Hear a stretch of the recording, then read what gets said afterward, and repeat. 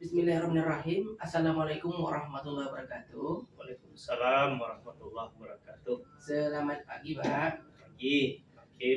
Saya ingin mewawancarai 4 paradigma, 3 prinsip, dan 9 langkah pengambilan keputusan. Bisa, Pak ya? Bisa, bisa. Pertanyaan pertama, Pak. Selama ini, bagaimana Bapak dapat mengidentifikasi kasus-kasus yang merupakan dilema etika atau bujukan moral? Baik, Pak Hakim. Memang kadang ada kasus yang membuat saya pada posisi yang sulit untuk mengambil keputusan. Di satu pihak benar dan di pihak lain juga perlu diperjuangkan. Dan keduanya sama-sama benar. Ketika ada kasus seperti ini, maka ini adalah kasus dilema etika. Ketika sebuah kasus mengarah kepada ajakan perbuatan melawan hukum, maka itu pasti bujukan moral. Baik, Pak. Pertanyaan kedua, Pak. Selama ini bagaimana Bapak menjalankan mengambil keputusan di sekolah Bapak, terutama untuk kasus-kasus di mana ada dua kepentingan yang sama-sama benar atau sama-sama mengundang nilai kebajikan, Pak? Ya, untuk kasus ini saya selalu menanamkan asas musyawarah dan mufakat. Di sekolah dalam setiap hal, nilai kebersamaan perlu ditumbuh kembangkan. Sehingga ketika kasus di mana ada dua kepentingan yang sama-sama benar atau sama-sama mengandung nilai kebajikan, maka saya akan melihat suara terbanyak dan tentunya pada koridor yang tidak bertentangan dengan cara-cara pengambilan keputusan yang bertanggung jawab. Gitu, Pak ya. Jadi Bapak mengutamakan azas mufakat, Pak ya. Betul, Pak. Pengambilan suara yang terbanyak. Terbanyak. Oke, sesuai dengan Pancasila, Pak ya. Pertanyaan ketiga, Pak. Langkah-langkah atau prosedur seperti apa yang biasa Bapak lakukan selama ini? Baik. Dalam hal mengambil keputusan, langkah yang saya ambil adalah dengan mengidentifikasi apakah kasus tersebut sebuah dilema etika atau bujukan moral. Jika ternyata bujukan moral, maka sudah pasti kasus itu diputuskan tidak. Dan jika dilema etika, maka perlu dicarikan pengambilan keputusan yang tepat dengan mengedepankan nilai-nilai dan kebajikan. Oh, jadi Bapak mengelompokkan yang mana dilema etika dan yang mana bujukan moral, Pak ya? Nah, Oke, Pak. Pertanyaan keempat, Pak. Hal-hal apa saja yang selama ini Bapak anggap efektif dalam pengambilan keputusan pada kasus-kasus dilema etika? ya, kalau yang seperti ini, Pak, saya kembalikan ke hati nurani. Jika bertentangan atau tidak sesuai dengan hati nurani, maka tidak perlu diteruskan, dan jika sesuai dengan hati nurani setelah dipertimbangkan dan diadu dengan nilai-nilai dan aturan yang berlaku, maka diteruskan. Oh, jadi kasus 4 harus kembali ke hati nurani, Pak ya? Benar, benar sekali, Pak. Iya. Pertanyaan yang kelima. Hal-hal apa saja yang selama ini merupakan tantangan dalam pengambilan keputusan pada kasus-kasus dilema etika? Ini, Pak, yang menjadi tantangan selama ini dalam pengambilan keputusan pada kasus-kasus dilema etika adalah biasanya rasa kasihan dan kesetiaan, Pak Hakim. Rasa kasihan dan kesetiaan. Ya. Apakah Bapak memiliki sebuah tata cara atau jadwal tertentu dalam sebuah penyelesaian kasus dilema etika? Apakah Bapak langsung menyelesaikan di tempat atau memiliki sebuah jadwal untuk menyelesaikannya? Bentuk prosedur seperti apa yang Bapak jalankan? Baik, selama ini yang saya lakukan memang tidak ada jadwal tertentu, tetapi perlu diperhatikan substansi dan seberapa penting permasalahannya. Karena semakin cepat penyelesaiannya, maka akan semakin baik dalam rangka menjaga keutuhan di lingkungan sekolah. Oh, jadi tidak perlu dijadwalkan Pak, Tidak perlu, Pak. Oke. Pertanyaan ketujuh Pak. Adakah seseorang atau faktor-faktor apa yang selama ini mempermudah atau membantu Bapak dalam pengambilan keputusan dalam kasus-kasus dilema etika, Pak? Baik, keterlibatan seseorang atau faktor-faktor yang mempermudah dalam pengambilan keputusan tidak ada secara khusus, akan tetapi keterlibatan unsur internal sekolah sering dilakukan sebagai informasi atau rujukan. Oh, jadi keterlibatan internal sebagai rujukan. Oke, Pak. Pertanyaan terakhir, Pak. Dari semua hal yang telah disampaikan, pembelajaran apa yang dapat Bapak petik dari pengalaman Bapak mengambil keputusan dilema etika? Oke, baik, Pak Kim. Kita perlu memahami konteks dan permasalahan kasus dengan benar. Jadi kita perlu memahami dulu ya kasusnya, betul-betul kita konteksnya itu dengan benar harus kita pahami dulu. Kemudian saya mengedepankan komunikasi dan keterbukaan, karena keterbukaan ini sangat penting, Pak Kim. Keputusan yang diambil benar-benar mengacu kepada nilai-nilai universal dan dapat dipertanggungjawabkan tentunya, Pak. Oh, jadi mengedepankan komunikasi, nilai-nilai diambil bersifat universal, Pak, ya? Ya, jadi kita merujuk nilai-nilai universal yang dimana memang tentunya harus dapat dipertanggungjawabkan. Oke, Pak, terima kasih banyak, Pak. Itu saja wawancara dari saya, dan salam bahagia.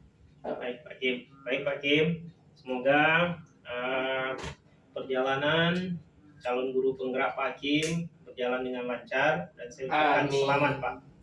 Amin. Oke, assalamualaikum warahmatullahi wabarakatuh. Waalaikumsalam.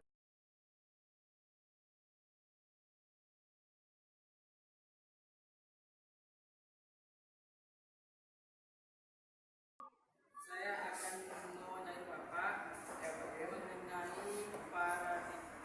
empat paradigma, 3 prinsip dan 9 langkah pengambilan keputusan.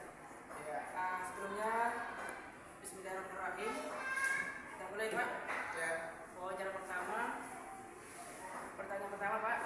Selama ini bagaimana Bapak dapat mengidentifikasi kasus-kasus yang merupakan dilema etika atau butuh moral, Pak? Baik Pak Kim, terima kasih pertanyaannya. Bagaimana kita mengidentifikasi kasus-kasus dilema etika dan juga di bidang moral. Mungkin yang pertama kita mempelajari kasusnya dulu Pak Kim, mempelajari kasusnya, menelaah kasusnya, kemudian setelah kita mempelajari dan juga barangkali kita memanggil orang yang berhubungan dengan kasus tersebut, setelah itu baru kita mengambil keputusan. Kemudian sebab kasus dilema etika ini adalah kasus antara benar dengan salah. Jadi salah satu mengidentifikasinya adalah dengan cara mempelajari dan menelaah kasus tersebut. Jadi Pak, boleh proses Pak ya? Ya, diproses. Menelaah dulu, Ya, baru terakhir dengan baru kita ambil keputusan. Oke Pak, pertanyaan kedua. Selama ini bagaimana Bapak menjalankan pengambilan keputusan di sekolah Bapak, terutama untuk kasus-kasus di mana ada kepentingan yang sama-sama benar atau sama-sama mengandung nilai kebajikan, Pak? Iya, baik Pak Kim. Selama ini yang kita adakan di sekolah, sebelum mengambil keputusan, yang pertama dulu kita kumpulkan faktanya.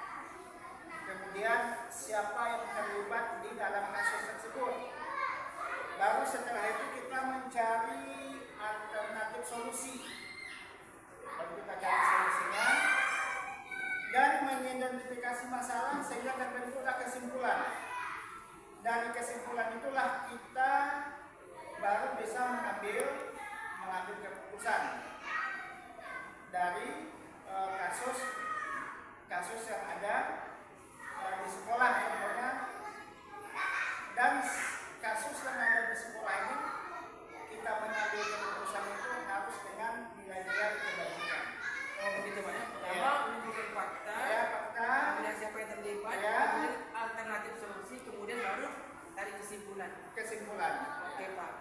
Pertanyaan nomor 3 Pak. Ya. Langkah-langkah atau prosedur apa saja yang Bapak lakukan selama ini Pak? Langkah prosedur yang dilakukan selama ini, yang pertama mungkin menentukan penyebab permasalahannya, kemudian berdiskusi dengan warga sekolah, kemudian membuat beberapa solusi keputusan.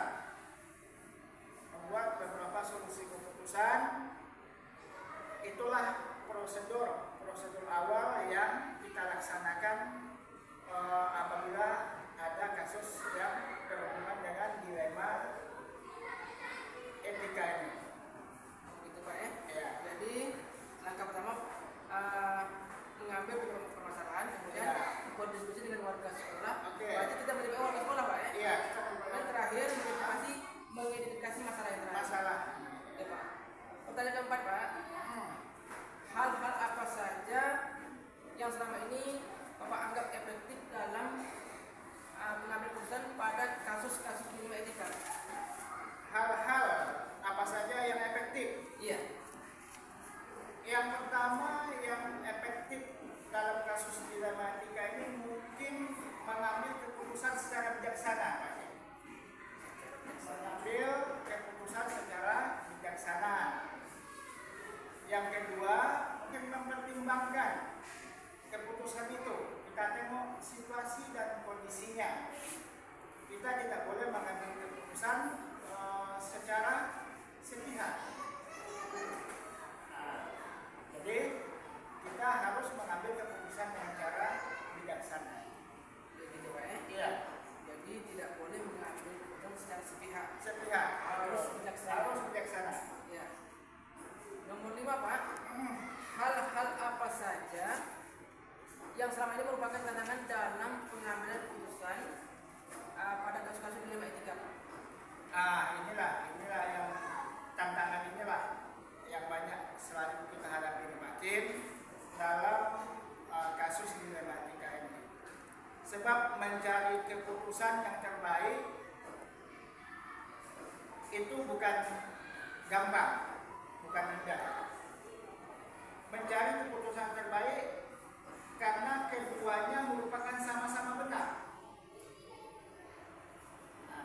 Jadi terkadang walaupun mengambil keputusan itu melanggar prinsip keadilan. Contoh, seolah-olah kita berperilaku mengistimewakan seseorang atau orang yang terlibat di dalam kasus dilema etika ini.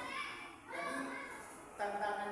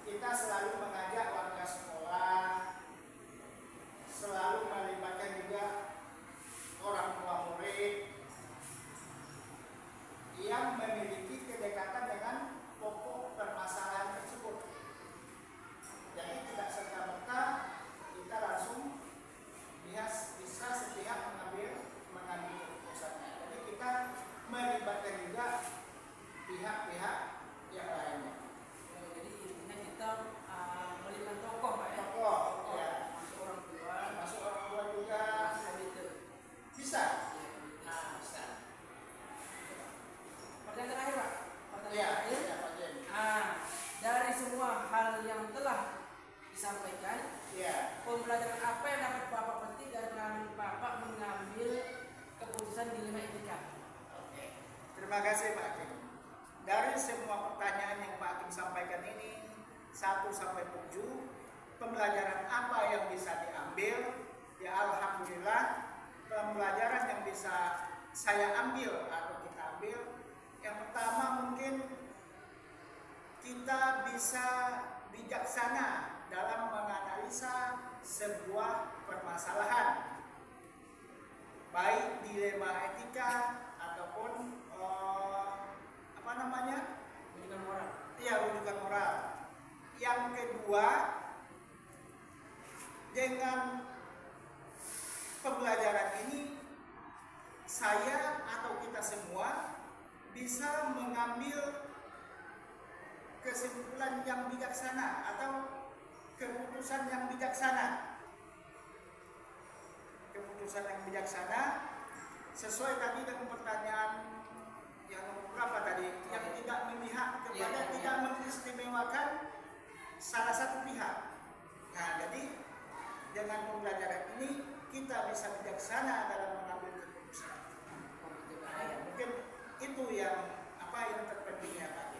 Iya, jadi harus bijaksana dan Bijaksana. Yang paling penting Pak. Itu yang terpenting. Oke Pak, terima kasih Pak.